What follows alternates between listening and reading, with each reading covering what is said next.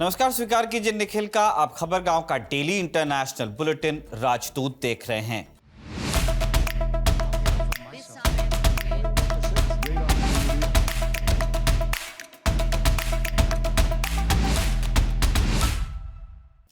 एक अप्रैल को white house की तरफ से ऐलान किया गया कि प्रेसिडेंट डोनाल्ड ट्रंप देश और दुनिया से मुखातिब होंगे, ईरान के साथ चल रही जंग के बारे में कुछ जरूरी अनाउंसमेंट करेंगे। 1 अप्रैल उनके यहाँ का, हिंदुस्तान का 2 अप्रैल। जब ट्रंप का भाषण शुरू हुआ तो भारत में सुबह के करीब 5 बज रहे थे। लंबे वक्त के बाद ट्रंप का भाषण आ रहा था। इसके पहले अब तक वो सिर्फ मीडिया और अपने नॉट सो ट्रूथ सोशल के जरिए ही अपनी बात रख रहे थे। खैर, ट्रंप का भाषण था, प्रेसिडेंट ऑफ अमेरिका।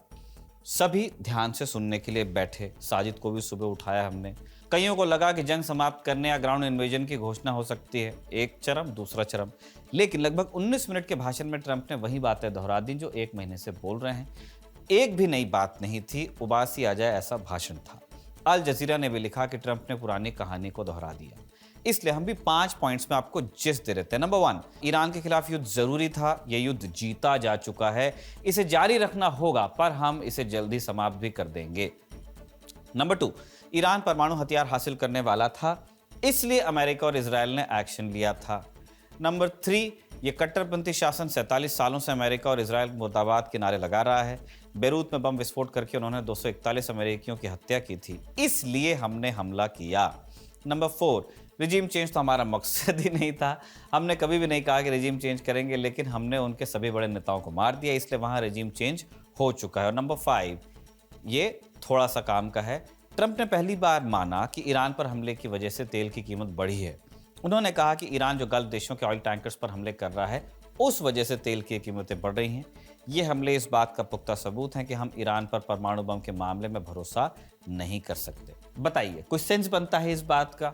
ये सारी बातें लगभग झूठ साबित हुई हैं। न कोई रिजीम चेंज हुआ, न ईरान ने परमाणु बम बनाया या उसकी कोशिश की। खुद अमेरिका के अधिकारी ये बोल रहे हैं कि बनाने के करीब वो नहीं थे, कोई इमिनेंट थ्रेट नहीं था। अमेरिका को डिसाइसिव विक्ट्री मिली भी नहीं है, विक्ट्री नहीं मिली है, इसी का फ्रस्ट्रेशन ट्रंप में आपको दिख रहा है। लेकिन ट्रंप ने देर से सही बात कबूली कि अमेरिका तक इस जंग की आंच आ रही है। भारत में भी आ गई थी पहले ही, अब अमेरिका में भी तेल के दाम बढ़े हैं। तेल की कीमत बढ़ी तो दूसरी चीज़ों की कीमत भी बढ़ी। क्विंसी इंस्टीट्यूट में एग्जीक्यूटिव वाइस प्रेसिडेंट प्रीटा पारसी ने अल जजीरा को बताया कि अब ट्रंप के समर्थकों का भी धैर्य खत्म हो रहा है, क्योंकि उनकी रोज़मर्रा की ज़िंदगी पर असर पड़ रहा है। और अगर ये सिलसिला जारी रहा तो हालात और बदतर होंगे, क्योंकि अंत में लोगों को फ़र्क तभी पड़ता है जब वो ब्रेड और दूध लेने दुकान पर जाते हैं। ट्रंप ने चुनाव इन्हीं मुद्दों पर जीता था कि महंगाई कम होगी, जंगें बंद होंगी, पर हो रहा है उसका उलट। इस हफ्ते अमेरिका में पेट्रोल का एवरेज प्राइस $4 पर गैलन पहुंच गया। वहां गैलन में लेते हैं वो लोग। एक गैलन में 3.8 लीटर होते हैं, 3.25 लीटर से थोड़ा ज्यादा।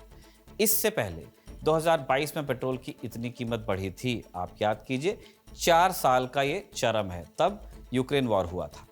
Saudi Arabia, Iraq, Kuwait, UAE, Bahrain और कतर से अमेरिका 6 से 7 लाख बैरल इतना तेल रोज लेता है, यानी अपनी ज़रूरत का 8 से 9%। बहुत बड़ा आंकड़ा उनके लिए नहीं है, लेकिन अमेरिका एक बड़ी इकॉनमी है। वहाँ लोग बस से, ट्रेन से ज़्यादा अपनी खुद की गाड़ी से चलना पसंद करते हैं। खपत उनकी ज़्यादा है, इसलिए असर वहाँ पड़ रहा है। अब असर पड़ा है तो जनता विरोध कर रही है, ट्रंप की रेटिंग गिर रही है। नवंबर में मिड टर्म इलेक्शन आने हैं, इसलिए जब ट्रंप के खिलाफ माहौल बन ही रहा है तो ऐन मौके पर ईरान ने भी हथौड़ा मार दिया। मसूद पेज़ेश्कियान ने अमेरिकी जनता के नाम एक लेटर लिखा है। वो भी जानते हैं कि अमेरिका से ईरान का सीधे ही युद्ध में जीतना तो असंभव है, इसलिए अंदर से ही युद्ध को रोका जा सकता है, और वो होगा अमेरिकियों के दबाव से भी। पेज़ेश्कियान ने अपने पत्र में क्या कहा, क्या लिखा, वो आपको बताएंगे, लेकिन उससे पहले जंग का एक असेसमेंट आपके सामने रखते हैं कि ये जंग कौन जीता। क्या जैसा ट्रंप क्लेम कर रहे हैं कि अमेरिका तो ये जंग पहले ही जीत चुका, क्या ऐसा हुआ है? क्या इजराइल जीत गया है, या क्या ईरान ने रिजीम को बचाकर जंग में फतह हासिल की है? कौन जीता है?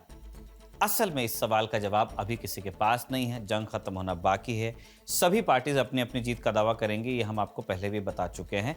जंग खत्म होने के बाद में बेहतर तरीके से हम निष्कर्ष सामने रख पाएंगे। लेकिन अभी एक विजेता हमारे हिसाब से जंग में निकलकर सामने आ गया है, और वो न तो अमेरिका है, न ईरान और न इजराइल। वो विजेता है चीन। कैसे, आपको 3 पॉइंट्स में समझाते हैं। पहला बिंदु, सब जानते हैं कि हॉर्मुज स्ट्रेट बंद होने से चीन को बड़ा नुकसान हो रहा है, क्योंकि 12% तेल उसका ईरान से आता है। ये बात सच है कि ईरान ने फ्रेंडली नेशन के लिए रास्ता खोला है, उसमें चीन भी है। पर एक फैक्ट ये भी है कि रास्ता खुला होने के बावजूद जितने ऑयल या गैस टैंकर्स फ्रेंडली नेशन तक आ रहे थे, उतने तो नहीं पहुंच पा रहे हैं। ईरान के कुछ फ्रेंडली नेशंस में सिलेंडर की कमी हो रही है, जो माइग्रेंट्स हैं वापस गांव जा रहे हैं, कुछ रेस्टोरेंट भी बंद हुए हैं। सिलेंडर की कालाबाजारी जो बढ़ गई थी तो हमेशा से जो बढ़ गई थी, अपने चौथे हफ्ते में चली गई है। ये जरूर हुआ है कि ईरान के दूतावास ने सार्वजनिक रूप से हमें भरोसा दिलाया है। हुआ यह था कि साउथ अफ्रीका में ईरान के दूतावास का जो अकाउंट है एक्स पर, उन्होंने लिखा कि ईरान और ओमान मिलकर स्ट्रेट ऑफ हॉर्मुज का भविष्य तय करेंगे। इसे कोट करते हुए भारत में ईरानी दूतावास के अकाउंट से लिखा गया, our Indian friends are in safe hands, no worries, और एक आंख मारने वाला इमोजी उन्होंने बना दिया। इस पोस्ट को निधि राजदान, पत्रकार हैं वो, उन्होंने कोट किया और पूछा कि इस इमोजी के क्या मायने हैं, आपने आंख मारी, हम सेफ हैं या नहीं। इस पर जवाब आया कि बिल्कुल आप सेफ हैं, सुरक्षित हैं। तो ये भारत की बात हुई। चीन का मामला थोड़ा अलग है, वो थोड़ा फ्यूचर की सोचता है। जब अमेरिका, इजराइल और ईरान में बैटल ऑफ हॉर्मुज पर बरसों से चर्चा, प्लानिंग हो रही थी, तब बीजिंग भी इसका तोड़ खोज रहा था कि भविष्य में वाकई ऐसी स्थिति आ जाती है तो हम कैसे निपटेंगे, और उसी का नतीजा है कि आज वहां पैनिक नहीं है। सबसे बड़ी वजह इसकी है चीन की बिजली से चलने वाली अर्थव्यवस्था। चीन लगातार ऑयल और गैस का इस्तेमाल कम करने पर लगा हुआ है। जिन कामों में डीजल, पेट्रोल या गैस के बजाय बिजली से काम किया जा सकता है, वो बिजली से किए जा रहे हैं। लगातार इस तरह का तंत्र चीन ने डेवलप किया है। वहाँ लोगों को पब्लिक ट्रांसपोर्ट का इस्तेमाल करने को कहा जाता है। मेट्रो और बसेस बिजली से चल रहे हैं वहाँ कई जगह। तेल से चलने वाली गाड़ियों की संख्या में कमी आ रही है धीरे धीरे। ईवीज के मामले में चीन दुनिया में लीडर बन रहा है। फिर लंबे समय तक चलने वाली बैटरीज बनाने के मामले में भी चीन आगे है। ईवी बनाने में जो रेयर अर्थ मिनरल्स लगते हैं, उसकी चीन के पास कोई कमी नहीं है। अब एक सवाल आप पूछ सकते हैं कि बिजली बनाने के लिए भी तो फॉसिल फ्यूल्स लगते हैं और उनमें तेल और गैस भी हैं, फिर चीन कैसे निपट रहा है इस चीज से, इस स्ट्रेस से? इसके लिए चीन रिन्यूएबल एनर्जी यूज कर रहा है ज्यादा से ज्यादा, यानी बिजली बनाने के लिए तेल गैस के बजाय दूसरे उपाय, जैसे सोलर पैनल, बड़ी बड़ी पवन चक्कियां, नदियों पर बांध उनके बड़े बड़े हैं, सबसे बड़ा बांध वही है। इसके अलावा न्यूक्लियर पावर से तो बिजली वो बना ही रहे, वो अलग है। ये सब जोड़कर 60% से ज़्यादा बिजली बिना फॉसिल फ्यूल्स के वो लोग बना लेते हैं।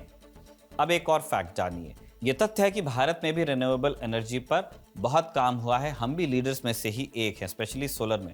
हम आज की तारीख में अपनी 50% से ज़्यादा बिजली रिन्यूएबल एनर्जी सोर्सेज से बना रहे हैं। लेकिन हमारे साथ दिक्कत यह है कि हमने अपने देश में बिजली का उपयोग उतना नहीं किया जितना चीन ने किया। मसलन इलेक्ट्रिक व्हीकल्स के मामले में हम बहुत पीछे हैं चीन से। तो फैक्ट्रियों में, कारखानों में जहां चीन बिजली से काम लेता है, उस तरह के काम आज भी हिंदुस्तान में ऑयल या गैस से हो रहे हैं।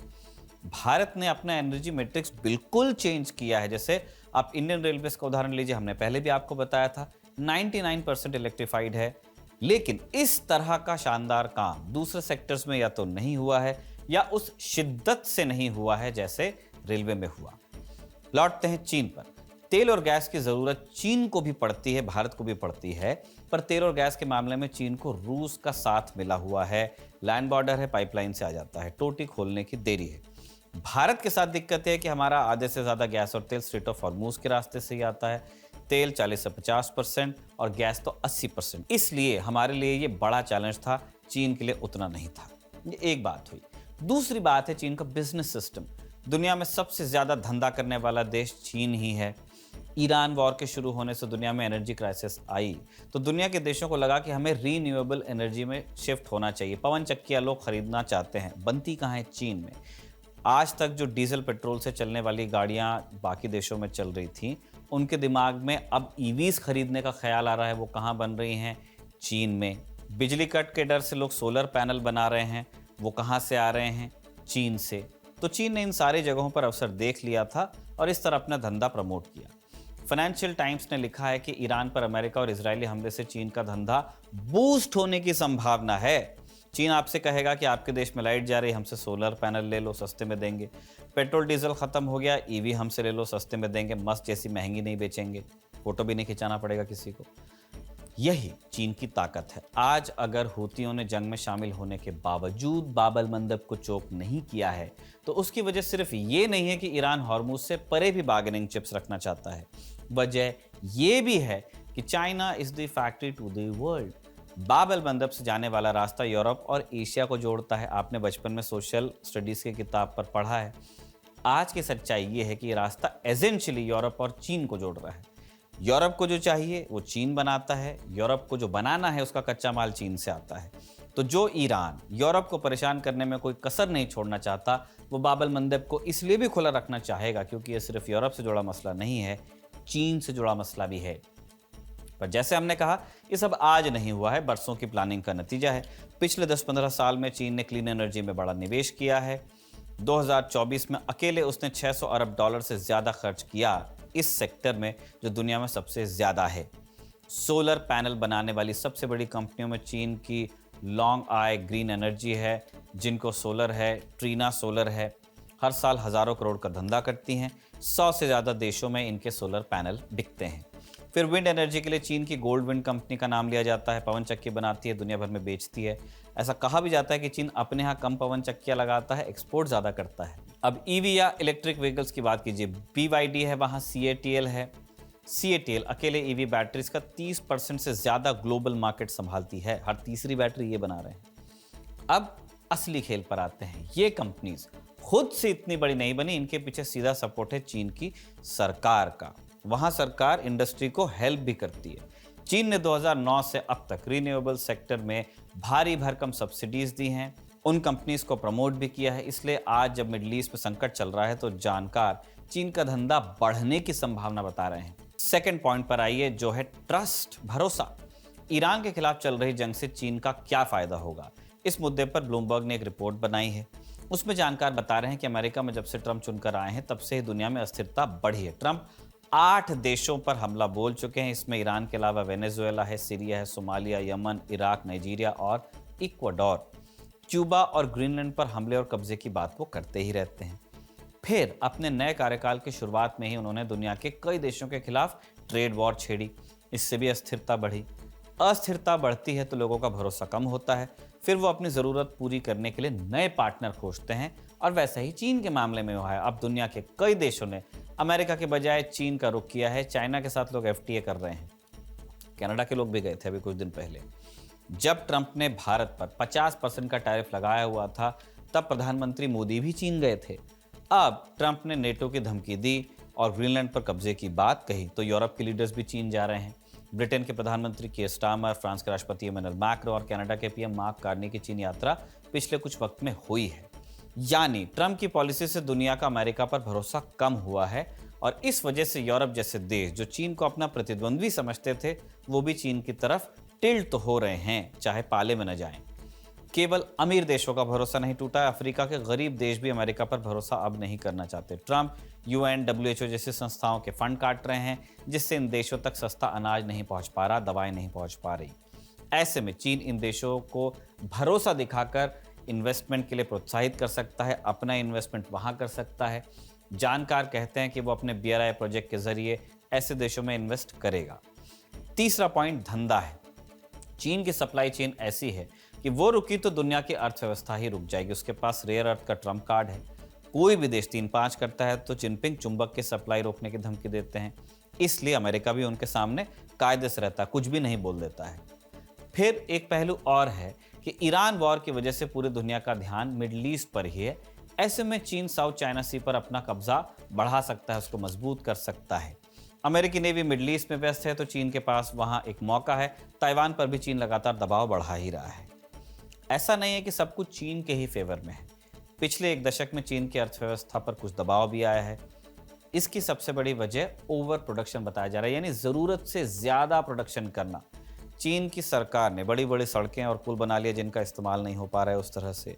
इतनी सारी हाई राइज इमारतें बना ली गई हैं कि वहाँ कोई रह नहीं रहा है, घोस्ट टाउन बन गए हैं। ऐसा ही स्टील प्रोडक्शन का भी हाल है। लेकिन हो सकता है कि जैसी छूट हॉर्मुज में चीन को मिली है वैसी उन्हें भी मिल जाए। चीन बिला शक इस जंग के नतीजे में एक बड़ा प्लेयर बनकर उभरा है और इसकी तस्दीक आज की जियोपॉलिटिक्स कर देगी। अमेरिका उलझा हुआ है, यूरोप कुछ ऐसा कहना नहीं चाहता कि पार्टी या एंटी पार्टी किसी को भी बुरा लग जाए। रूस यूक्रेन में परेशान है, तब दुनिया समाधान कहाँ खोज रही है? चीन में।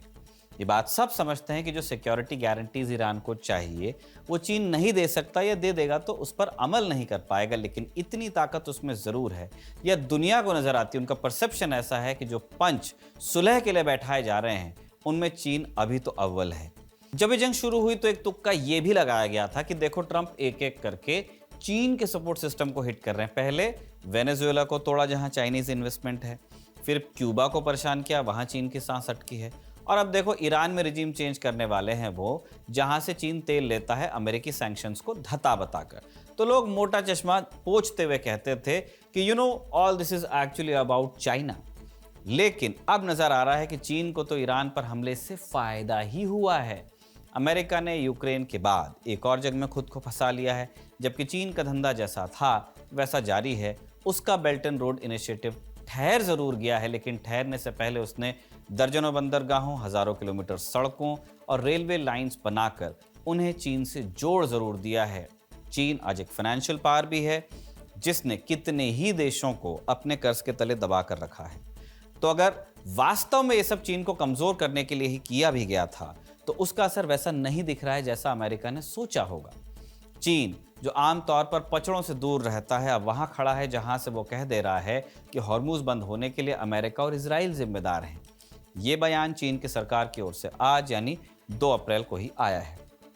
चीन की इसी मुखरता के बीच ईरान ने एक कदम और बढ़ा है। शूटिंग वॉर में अगर अमेरिका या इजराइल बेहतर हैं ईरान से, तो परसेप्शन वॉर में ईरान इन दोनों से बेहतर है। और आज तो ईरान ने एक बम अमेरिका में ही मार दिया, असली वाला नहीं, लेटर बम। ईरान के राष्ट्रपति मसूद पेजेश्कियान ने अमेरिकी जनता के नाम एक खुला खत लिखा है। इसी का जिक्र हम शुरू में कर रहे थे। क्या लिखा है? 3 पॉइंट्स में हम आपको समझाने की कोशिश करते हैं। पहले हिस्से में मसूद पेजेश्कियान ने ईरान की तारीख के बारे में बात की है, हिस्ट्री के बारे में। उन्होंने लिखा है कि ईरान ने अपने आधुनिक इतिहास में कभी किसी देश पर हमला नहीं किया। ईरान और अमेरिका का रिश्ता हमेशा से तल्ख नहीं था। 1953 में अमेरिका ने ईरान की राजनीति में दखल दिया, उसके बाद दिक्कत शुरू हुई। पेजेश्कियान क्या बात कर रहे थे? मोहम्मद मोसादेक के तख्ता पलट की। दूसरे हिस्से में पेजेश्कियान ने अमेरिका के प्रतिबंधों की आलोचना की। लिखा कि इन प्रतिबंधों के बाद भी ईरान एजुकेशन, हेल्थ और इंफ्रा के मामले में बहुत आगे बढ़ा। अमेरिका ने ईरान के आसपास के इलाकों में अपने फौजी अड्डे बनाए और इन्हीं की मदद से अब हमला हो रहा है। तीसरे हिस्से में पेजेश्कियान अमेरिकी जनता को संदेश देते हैं। लिखते हैं, अमेरिकी हमलों में आम ईरानी नागरिकों की जान जा रही है, लोग मर रहे हैं। ये सवाल उठता है कि इस युद्ध से आखिर अमेरिका के लोगों को फ़ायदा क्या हो रहा है? क्या सच में ईरान से कोई इतना बड़ा खतरा था, या फिर ये सब किसी और एजेंडे का हिस्सा है? पेजेश्कियान ने इस जंग के लिए इजराइल को जिम्मेदार बताया और अपनी लीडरशिप से सवाल पूछने को कहा। आगे लिखा कि आज दुनिया एक ऐसे मोड़ पर खड़ी है कि टकराव का रास्ता चुना गया तो नुकसान ही होगा, लेकिन अगर बातचीत का रास्ता चुना गया तो आने वाली पीढ़ियों का भविष्य बेहतर हो सकता है। ईरान ने इतिहास में कई हमलों को झेला है, लेकिन फिर भी वो मजबूती से खड़ा है, आगे भी रहेगा। तो ये मसूद पेजेश्कियान का लेटर था, अपडेट्स थे, और हमारी नज़र में इस जंग का विनर कौन है उस पर हमारा एनालिसिस था। इसे साजिद ने लिखा है और आनंद ने रिकॉर्ड किया। आप देखते रहिए खबरगांव।